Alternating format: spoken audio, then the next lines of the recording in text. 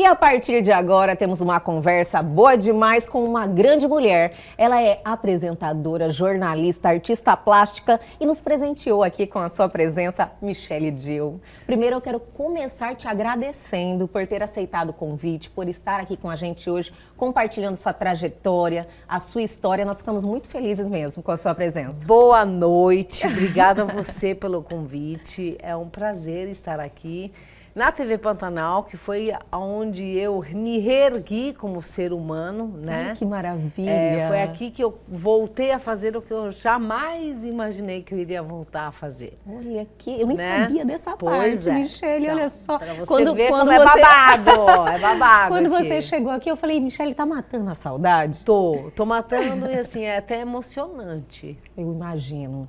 Eu acho que são partes da nossa história que eu acredito que só a gente consegue compreender, né? O quanto isso é importante. O quanto foi importante para mim, sabe? Sim, eu imagino. Voltar para a telinha. E foi aqui que eu voltei. Foi aqui que você voltou para a telinha. O Aldo Locatelli era dono da TV. Sim. Depois ele vendeu, enfim, hoje é o grupo Vila Real, né? Uhum. E eu... Foi a primeira oportunidade, eu tive a oportunidade de fazer, o Ziad me oportunizou fazer um comercial da Unimed, pode falar, né? Claro. Da Unimed. Nossos parceiros aqui também. Primeiros passos que eu dei depois de uma crise muito séria de hipomania dentro da bipolaridade, quem entende sabe. Fiquei 2 anos reclusa, você imagina... Eu tinha medo de falar com as pessoas. Sério? Michelle Dill. Gente, é tão importante, o tamanho da importância de você compartilhar isso, porque é alguém como você, que tem o domínio da fala, que tem isso como profissional. Das pessoas. Eu você tinha medo, desenvolver. Não, eu tinha medo de pessoas, eu tinha medo de sair de casa, eu tinha medo de... Eu falava assim, as pessoas me convidavam, eu falava, cara, eu vou falar do quê, mamãe? Mãe, eu não tenho do que falar. Eu nunca imaginei que eu iria voltar até ela. Nossa, que maravilha. E aí o Aldo Locatelli falou, não, vou dar um programa para essa louca. E aí ele me deu o Acontece, que durou um tempão, dirigido pelo José Augusto Barbosa. Na época, Antero estava como diretor artístico também. E aí a gente fez o Acontece durante um tempão. Não lembro agora, sou péssima de datas. Quanto tempo ficou no ar, né, Michelle? Quanto tempo ficou no ar? Eu acho que deve ter ficado uns 2, 3 anos. Era um programa de variedades. Era um programa de variedades, era às 8 horas da manhã, todo dia, ao vivo, de segunda a sexta. Eu chegava aqui 6 horas da manhã, gente. 6 horas? 6 horas da manhã. Olha pronta. Só. Isso é mandar amor. Um beijo pro Ivan. Não, amor e assim, a responsabilidade, sim, entende? Verdade. Porque era ao vivo, eu tinha participação no programa anterior, que era matéria de capa. Eu tinha muito nervoso, eu esqueci o nome de quem operava o TP. Na época eu precisava muito do TP, sim. porque era meu apoio, era minha âncora, vivo, eu acredito que não era isso. é Hoje eu faço tranquilamente sem o TP, entendi. Entende? Mas naquele e eu não fazia antes com o TP, mas naquele momento, como eu estava voltando, quem tiver curiosidade pode entrar lá, colocar Michelle Dill, vai ver qual foi o primeiro, como é que foi mudando, cabelo curtinho, liso, como que era comedida, e como foi se soltando, e como foi ganhando corpo novamente, como foi ganhando confiança. Foi realmente um recomeço, né, Foi Michelle? um recomeço, e as pessoas não sabem disso. As não. pessoas olham e falam assim, ela é super normal. Né? Eu mesmo conhecia um pouco da sua história, lógico que já te admirava como profissional. E quando eu fui dar uma pesquisada, entendi que você teve, eu acho que o comprometimento social, você contou a sua história mesmo para dar um exemplo, né, para outras pessoas que muitos eles escondem, né, as suas fraquezas. É muito fácil, assim, agora já estou recuperada, né, vocês percebem que eu estou recuperada, quase chorei já no início do programa, mas assim, não, porque realmente é um local muito especial, o cara do TP ficava bem ali, o meu estúdio era do outro lado, a gente usava esse pedaço, ainda acho que já tinha isso, eu não lembro, sem detalhes, mas... Memórias boas. Memórias muito boas, eu amava vir fazer, eu tinha muito medo, eu ficava muito nervosa, até o dia de hoje eu acho que que quem trabalha com essa área tem essas borboletas, é um gostoso. Né? É um desafio. Toda vez que a gente vem pra cá é um desafio. Mas isso que nos move, né? Sim, que faz, assim, a gente sempre fazer com excelência e sempre ter essa paixão. Exatamente. Então, isso aí faz parte da nossa vida. Mas, Michele, você está com um livro na mão. Eu e segue o barco. Um pouquinho dessa história. E segue o barco. E segue o barco. No segundo Foi muito semestre, importante esse momento também na sua vida. Cara, aí vem outro momento emocionante. Eu contei aqui um pouco da minha vida em 10 capítulos e dividido em 2 partes. E a segunda parte são os ciclos que fizeram parte da exposição Meus Gatos, que eu fiz no Estação, que passaram mais de 300 mil pessoas. Nossa, então, quer dizer, muito só legal. de movimentação de Instagram. Então, você imagina a quantidade de gente no shopping, que é o coração da cidade, né? Eu num fui lugar uma delas que passei lá. Você gostou, né? Gostei demais, foi parabéns muito bom pelo seu trabalho. E eu, na pandemia, nós estávamos conversando em off, o que me levou a fazer este local, este estúdio ser tão especial para mim. Sim. E na pandemia, quem tem um transtorno, quem já teve depressão, quem tem bipolaridade, quem tem ansiedade múltipla, quem tem qualquer tipo de transtorno, sempre tem que ter vigilância. E ser muito vigilante com os sintomas que está sentindo. Entendi. Quando veio o negócio da pandemia, eu literalmente fiquei na antessala da loucura, né? Eu ficava de máscara o tempo todo, então começou a aparecer acne, eu ficava... a gente já não fazia mais o programa, porque não tinha... ficou um grau de desespero, você só fazia o essencial mesmo, né? Eu trabalhava, sei lá, das 7 da manhã às 10 horas da noite, que era o último programa que encerrava, aí eu passei a não fazer mais... porque não dava conta, tava muito para mim, porque eu já não ia no banheiro, já não bebia água, já alguém espirrava, Deus me livre. Meu olhar era assim, assassino, entendeu? Entendi. E aí eu liguei pro meu psiquiatra, Laor, que é o meu psiquiatra até o dia de hoje, e foi quem fez o prefácio desse livro. Há mais de 10 anos, né, Laura? Mas melhor não falar a idade. Mentira, eu posso! Eu posso, olha lá! E aí eu liguei pra ele e falei assim, Laura, cara, não tô legal, eu tô sentindo, não tô dormindo, que é o primeiro sinal, né, de qualquer tipo de distúrbio, transtorno, não tô dormindo, tô extremamente neurótica, tô muito irritada, eu tô com medo de descontar nas pessoas que estão ao meu redor e eu preciso fazer alguma coisa. Ele virou e falou assim, cara, relaxa, pausa também é música. Vamos trocar a medicação, vamos aumentar a medicação, vamos ficar 15 dias. Esses 15 dias viraram 3 meses e nesses 3 meses eu desenvolvi a minha identidade visual. Que legal! Então, assim, a pintura aí veio a pintura. Então, nasceu junto? Então, o livro e a pintura foram na mesma época? Não foi na mesma época. Aí, o que acontece? As coisas foram acontecendo. O meu maior medo era perder meu pai. Sim. O maior medo era perder meu pai e minha mãe para pandemia. 8 meses antes de perder o meu pai para a pandemia, eu aprendi a pintar. Então, assim, eu acho, assim, não sei o que você acredita que está em casa, se é o poder superior, chama Deus, Alá, Madre Teresa de Calcutá, o que com você essa acredita, energia positiva, né? Sabe, quântica, não interessa, mas eu acredito que eu fui preparada, de uma certa forma, para receber a pior notícia. Eu imagino. Você tem o seu pai vivo? Tenho. Então você não imagina. Eu acredito que na pele, né, é difícil, é só sentindo. Assim, é algo assim indescritível. E eu tinha uma relação com meu pai, que eu conto no livro também. Assim, só vou te contar uma história. Era aniversário de Igor.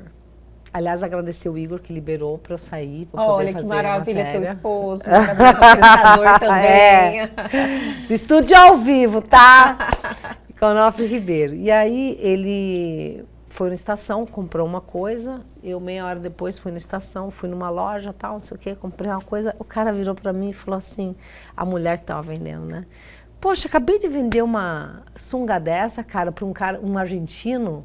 Eu falei, mentira, meu pai tinha comprado o mesmo presente. Olha só. Que eu. Então nós tínhamos uma ligação surreal, era Você de outras e seu pai, vidas. assim, tinha essa meu pai relação? tinha Olha essa que legal. relação. Então, quando eu recebi a notícia que eu perdi meu pai, eu perdi meu chão e eu fiquei muito mal, muito mal, muito mal, muito mal. E o que me reergueu foi a gratidão, foi saber que eu tinha essa relação tão maravilhosa com ele. Aproveitou o tempo de verdade que vocês meu pai tiveram morreu juntos, com 70 né? anos, a gente aproveitou tudo, ele me deu tudo, ele era uma pessoa incrível, quem conheceu o papá sabe o quanto ele era incrível.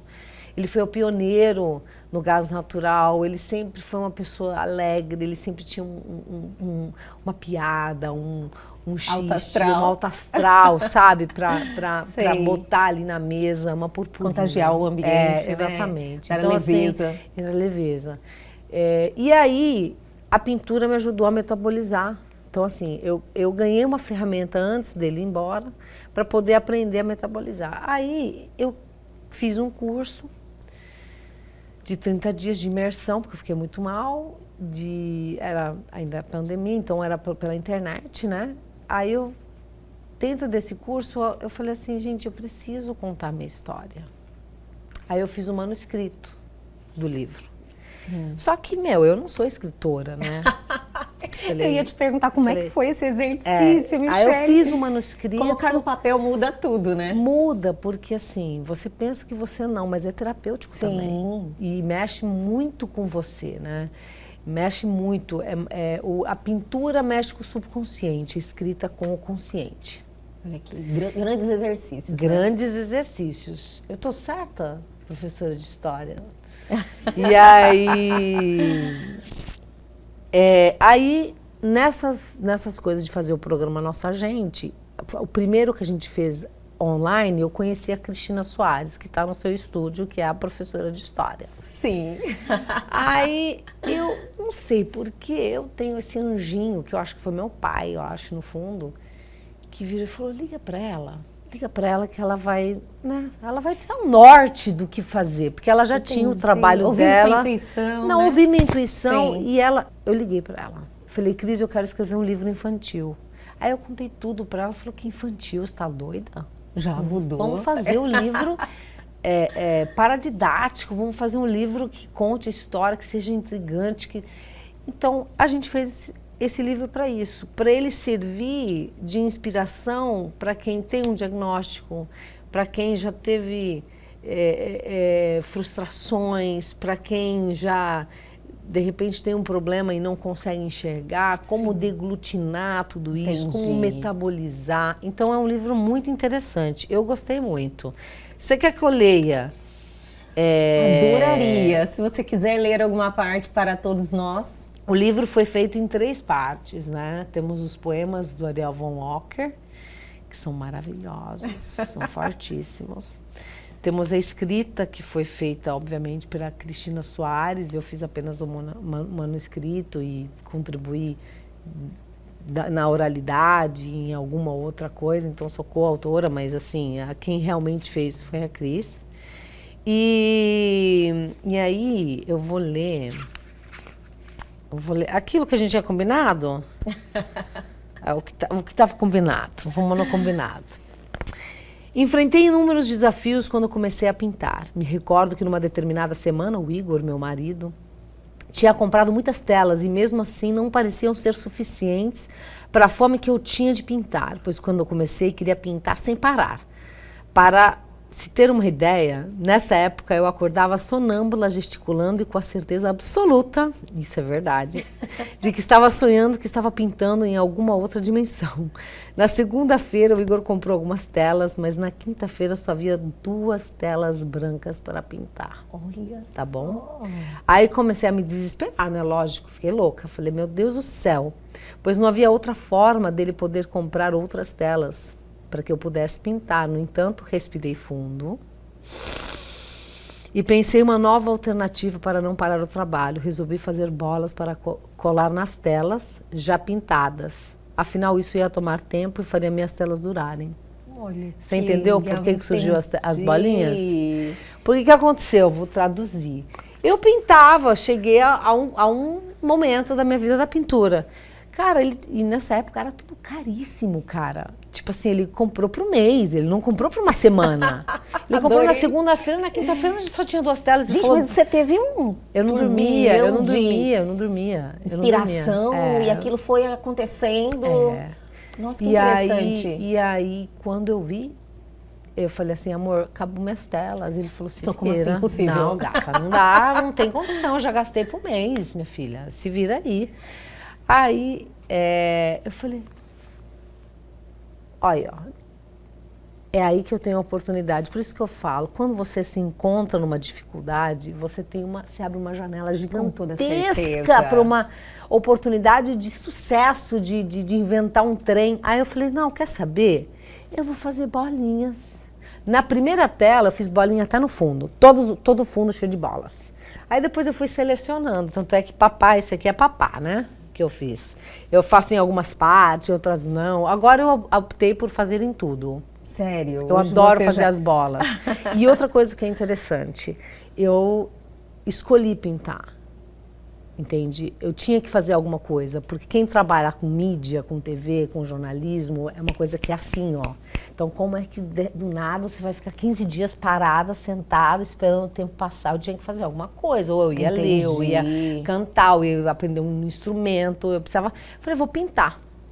Primeiro quadro, você fica canalizada ali, precisava fazer. Sim. E aí eu peguei e eu liguei para a Laura e falei, Laura, eu vou pintar. Ele, o que você vai pintar?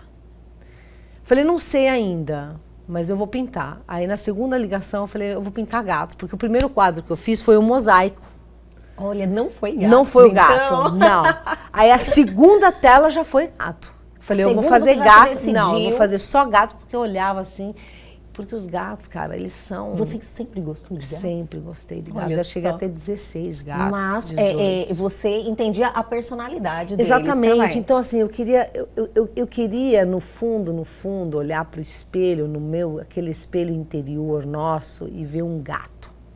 Sim. Uma gata, lógico, uma felina. Porque eles são equilibrados, eles são sensatos, eles autorregulam.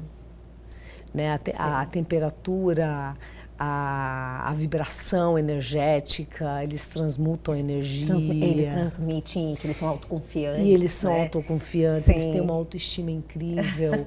Não é à toa que eles, historicamente, guardavam e cuidavam dos templos egípcios, né? Então, assim, eu queria tudo isso. E eu falei, eu vou fazer só gato. Aí, contrariando todo mundo. Lógico, meu bem. Porque, não, faz lettering, faz outras coisas. Eu falei, eu só quero fazer gatos. Você se ouviu mesmo? Eu me ouvi, me respeitei. Sim. Teve gente que virava pra mim e falava assim, mas seus gatos não têm proporcionalidade. Aí eu ia lá e falava assim, gato, bicho, você quer um gato de verdade? Você vai lá e compra um ou tira uma foto, cara. Não é? Sim. Então, são os meus gatos. Ó, eu vou te mostrar. E aí, no final do livro, esse livro vocês podem adquirir. Isso que eu ia te perguntar agora. Vocês vão lá. Quem quiser ler o livro, você segue o barco, Escrevivências de Michele Dio por Cristina Soares. Você vai lá no link da minha bio, né, no Instagram. É meio difícil, mas dá tudo certo. @LLEDIEHL. @LLEDIEHL, que é o Dio, que pronuncia Dio, mas escreve diferente, que é o meu Instagram. E lá na bio, tá lá na Amazon, você pode comprar é R$7.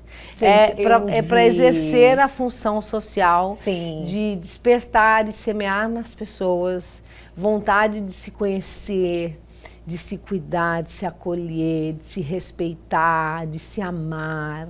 Não adianta a gente querer procurar no outro algo que falta na gente, ou querer preencher um vazio que só é nossa responsabilidade. Isso é verdade. Né? Então, eu aprendi isso e junto com a Cris e com o Ariel, a gente conseguiu passar isso para o texto. E vamos dar aquela paradinha, mas é bem rapidinho. A gente já volta.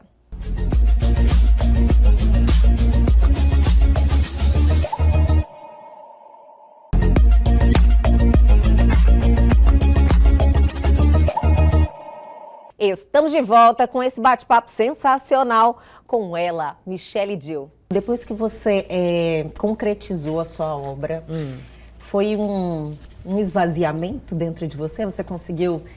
como que você se sentiu emocionalmente? Emocionalmente, eu amo meu livro. Eu amo... Foi um filho que nasceu? Foi um filho que nasceu, Foi assim, como posso te explicar? Eu contei para você em off, a gente não contou isso antes, a gente contou em off, mas quando eu fui para São Paulo, a maioria das pessoas fala assim, nossa, Michelle fracassou, né?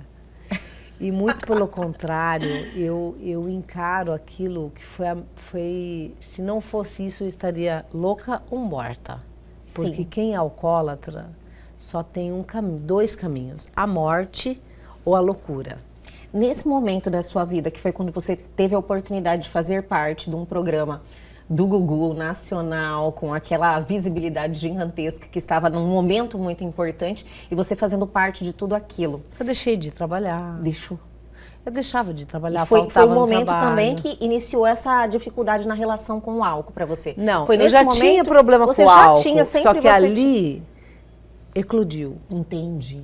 Quando eu perco o emprego, eu tomo conta e ciência do meu problema.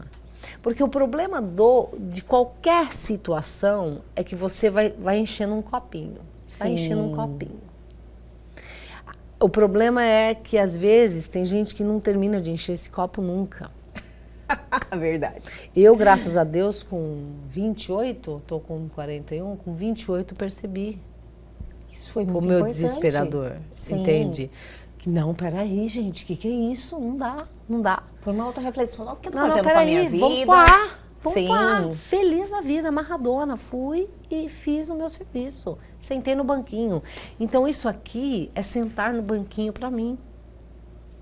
É sentar no banquinho e dividir com as pessoas a minha história, como eu encarei o diagnóstico, como eu superei a morte, como eu superei a dor, como eu transformei dores em recursos, como eu fiz para sair de dentro do buraco que eu tinha me colocado. É tão difícil, né, Michelle? É muito difícil. É muito difícil, mas não é impossível. Com certeza.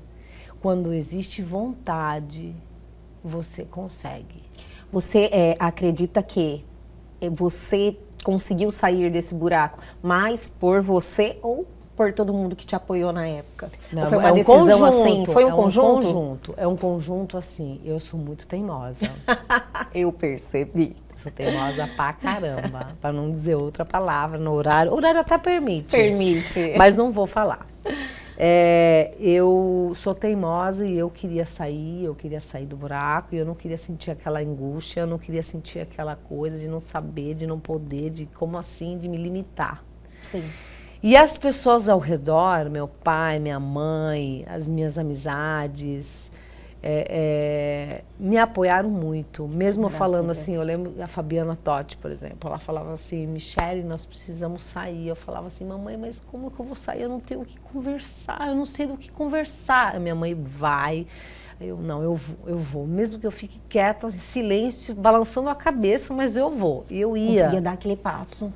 Foi importante, né? Foi muito importante. É um desafio. Então, assim, eu devo muito ao apoio familiar.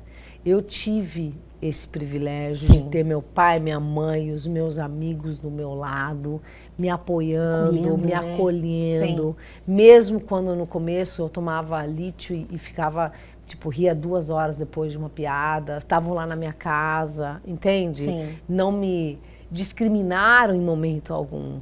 Sim. Então, assim, isso é importante isso demais. É muito importante. Então, quem tem em casa, né, ouvindo toda essa história e falando assim, parou um minuto para ver o que está acontecendo aí no Elg, você, querida, acorda, presta atenção nos sinais. Os sinais são tudo na nossa vida, sabe? E eles nos ensinam muito, nos dão um norte, nos fazem refletir, nos fazem crescer e com certeza evoluir. se apegue no que você acreditar, mas principalmente acredite em você, porque o resto é consequência. Com certeza. Entende? Claro, de evolução, Hoje eu consigo falar numa boa da morte do meu pai. Vai fazer 3 anos. Olha, e não é uma e coisa não é recente, ontem, sim. Sabe? Não é ontem, mas ao mesmo tempo é um ontem, é uma coisa meio maluca, sabe? Entendo. Não vou mentir, tem dias que eu ouço uma música e saio chorando que nem uma louca. Mas, assim, é muito mais contornável do que era. Se eu posso dar um conselho, viver a vida plenamente. O pior cárcere que a gente vive, ou o pior carrasco que a gente é a gente mesmo que faz. É a gaiola emocional que a gente vive, é o preconceito que a gente constrói. Sim. Então, assim, quando você fala, mas você fala que você é alcoólatra? Sim, eu sou alcoólatra passiva há mais de 10 anos. Eu sou bipolar, controlada há 10 anos, mais de 10 anos. Isso não me torna vulnerável, muito pelo contrário. Vulnerável eu era quando eu não sabia o que eu era. Perfeita. Isso mesmo. Mostra a força. Exatamente. Uma força gigante. Engano seu de se achar que você vai me tirar do sério. Entende? Entende o que eu quero te dizer? Sim. A pessoa fala, essa daí é mãe, então essa daí é vulnerável. Muito pelo contrário, meu amor. Nossa, tá aí a Cris pra dizer, né, Cris? Vai me tirar do sério? Não vai. Não vai porque Hoje, eu já então, sei. você tem autocontrole. Total. Eu tenho minha medicação, obviamente, que é a minha parceira eterna, assim como o diabético. Já superou todos os altos e baixos. Exatamente. Leva a sério, é a mesma medicação há 10 anos, o que modifica assim. Laura, eu tô mais ansiosa essa semana, esse mês, eu não tenho dormido. Ele faz eu ligar depois do 3º dia que eu não tô dormindo direito, ele manda eu ligar para ele ou marcar uma consulta. Sim. E aí a gente aumenta a dose ou diminui. Entende? Fica um tempo com ela num certo volume e depois muda, abaixa de volta para a mesma coisa, que na verdade é um estabilizador de humor. Sim. E pronto. Acabou. Com certeza. Que bom. E saber que não tem que perder a cabeça por nada. Sabe? A vida é equilíbrio, né, Michele? A gente equilíbrio. precisa. É Buda, caminho do meio. Isso, por mais difícil que seja. Sim. É difícil. E a gente, nas adversidades, a gente sai mais forte. Opa! Muita certeza disso, né, Michele? Muita certeza disso. E chegou a hora de darmos mais uma paradinha, mas é bem rapidinho. A gente volta já já.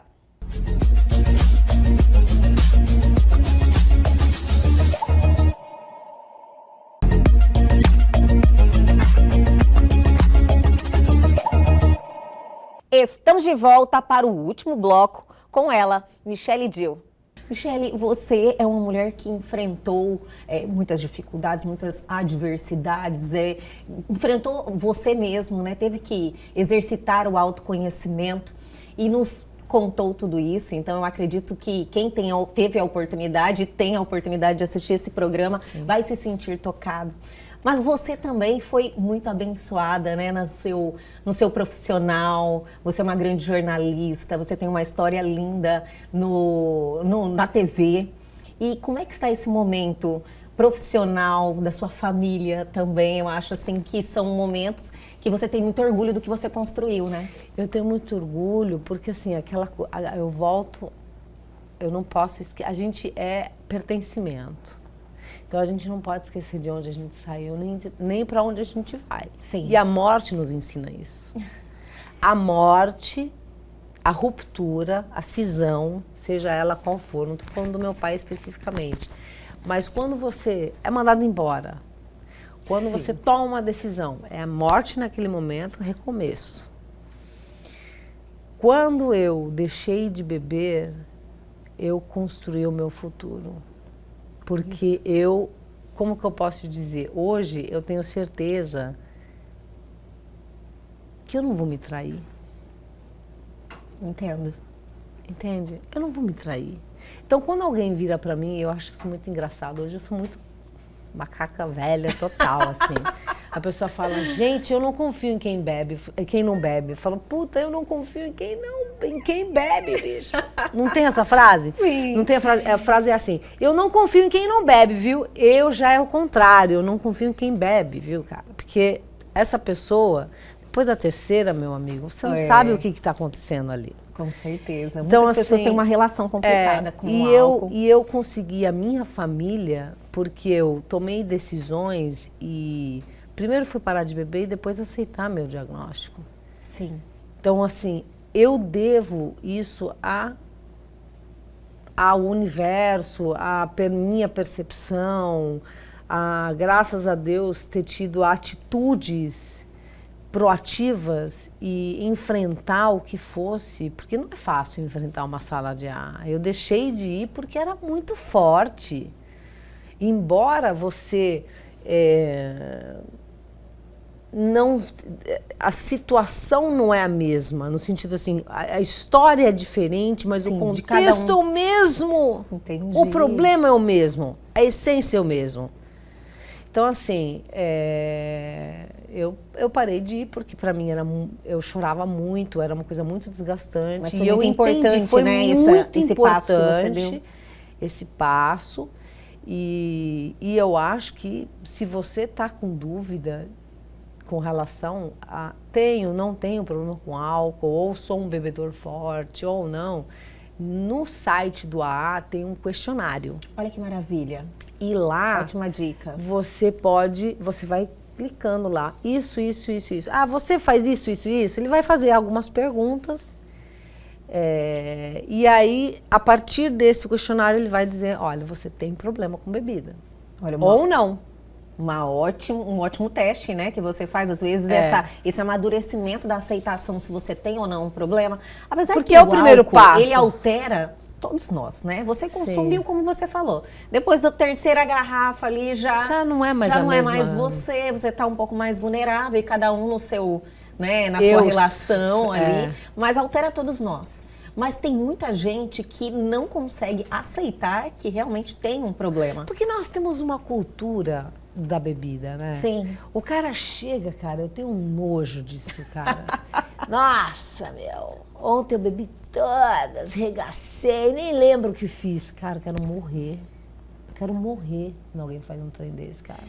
Sim. Porque o que me fez ir no AA foi não lembrar.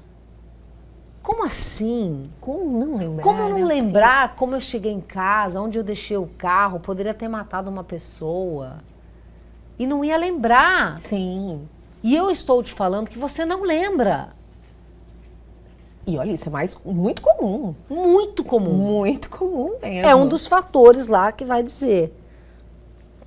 Enfim, mas é uma história... É uma das perguntas lá. É uma das perguntas. Mas é algo muito individual. Então, assim, por exemplo, eu não posso dizer que você nem você pode dizer que eu, porque é uma coisa muito de si. Você tem que se empoderar das suas feridas, lamber elas, cicatrizar, sabe? Sim. Você tem que se acolher.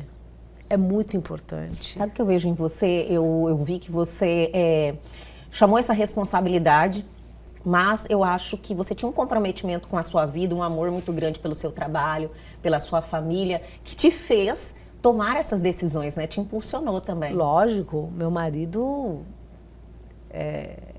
cara, ele é meu alicerce, ele me apoia em absolutamente tudo que eu... Maravilha. Eu vou fazer tal coisa. Tá bom, amor, mas cuidado, mas ele é virginiano, então ele é meticuloso. Alguém é virginiano aqui?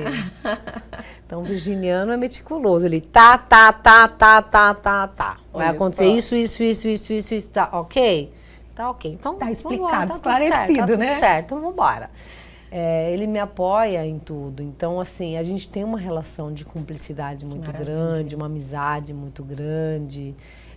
A gente é amigo, amante, companheiro, cúmplice. Então, assim, a gente tem essa relação. E a Rafaela é maravilhosa, né? Então, assim, quando você olha para ela, você fala, nossa, é a cara do pai. Valeu tudo a pena. Tudo a pena, a cara do pai, valeu a pena. Fiquei 6 meses, olha eu.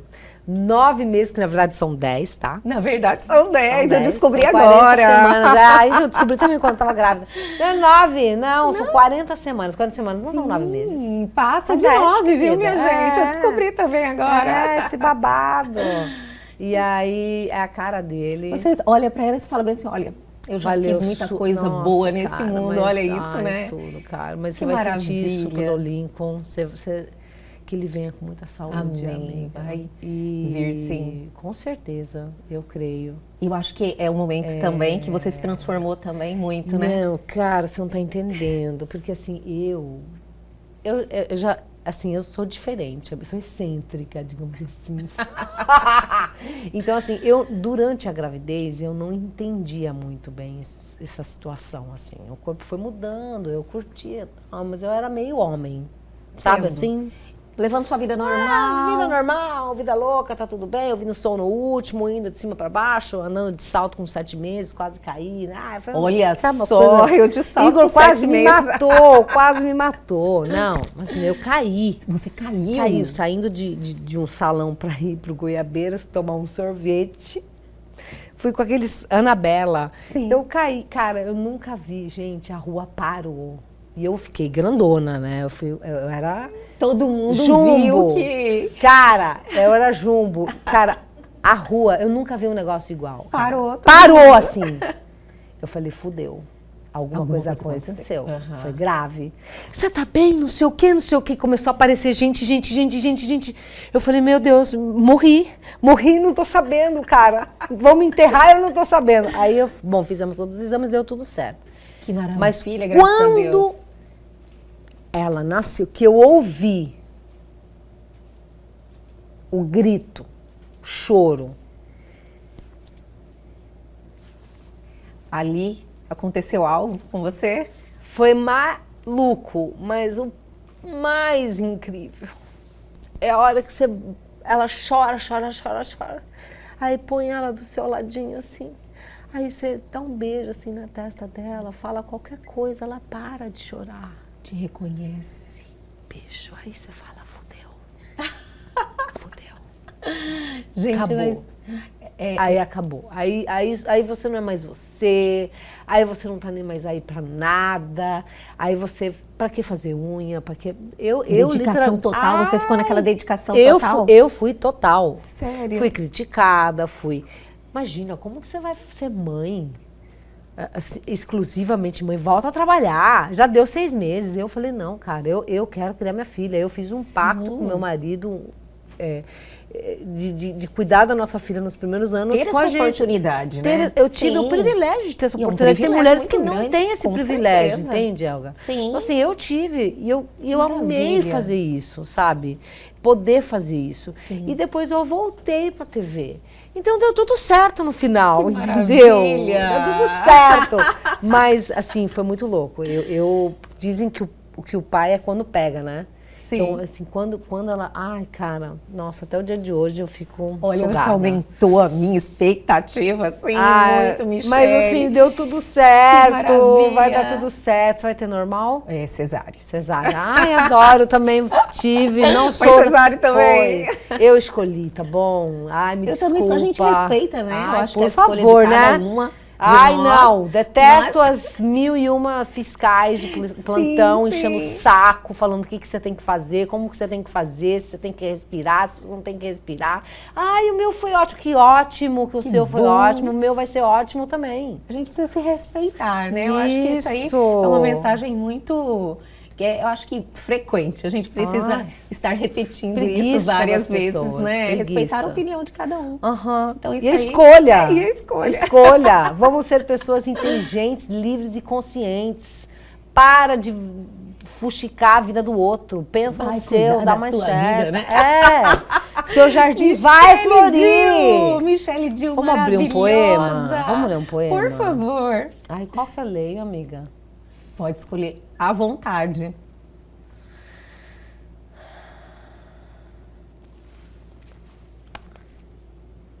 Quem, amor, me ouviu quando chorei? Quem me disse que tudo bem de novo ficaria? A vida inteira fui sombra e tempestade. que sem viver, viveu até o fim. E há mais que este silêncio, ainda além do olhar sobre o abismo, vã é uma vida só vida. Vã são as palavras que murmura o vento. De tudo, ai, só não há vão este silêncio. Forte, né, amiga? Demais. Michele Dil, muito obrigada por esse momento, por nos presentear aí com a sua trajetória. Desculpa, quem que é o cara do áudio? Eu preciso falar com o cara. Maurício, me desculpa, Maurício. Eu vou dar trabalho pra você. Vai ficar maravilhoso. O que importa é esse conteúdo que você nos oportunizou aqui. Muito obrigada mais uma vez. Eu que agradeço. Não é fácil. Sim. É muito generoso da sua parte me convidar para vir aqui. Eu agradeço. Você merece. Obrigada. Eu que te agradeço. Obrigada mesmo. E até a próxima. As pessoas todas que assistem falam, elas são concorrentes, não tem nada a ver com essa outra, a gente admira e respeita um trabalho bem feito de uma parceira que está aí, inclusive, nos ensinando. Cada vez que eu te assisto, eu aprendo também.